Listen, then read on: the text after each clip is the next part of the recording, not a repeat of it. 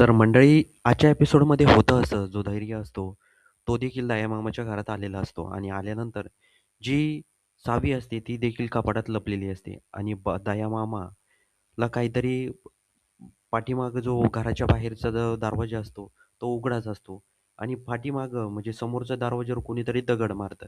त्यामुळं दयामामा ते कपाट उघडं ठेवून म्हणजे पाहायचं सोडून तो तिकडं जातो आणि गेल्यानंतर सावी आणि ते बाहेर निघतात. सावी तेवढ्या तिथल्या फाईल चेक करत असते. तर जो धैर्यबा असतो तो बोलतो, "ए सावी चल लवकर, इथून जायला पाहिजे आपल्याला."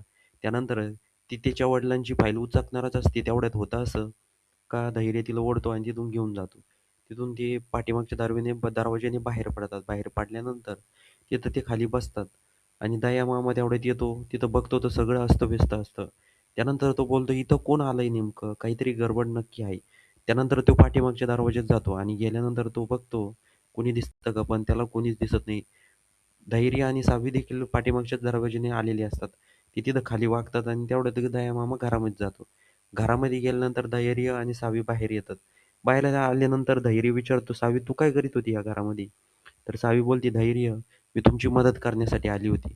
आणि तिथं पराग पण असतो. पराग बोलतो, "तुम्ही काय करताय इथं? आणि चला, आपल्याला निघायला पाहिजे, नाहीतर कोणी येईल इथं." त्यानंतर जो धैर्य असतो तो बोलतो, "मी आलो." धैर्यला विचारतात सावीने, तुम्ही इथं काय करताय?" तर धैर्य बोलतो, "काही नाही, असंच आलतो मी."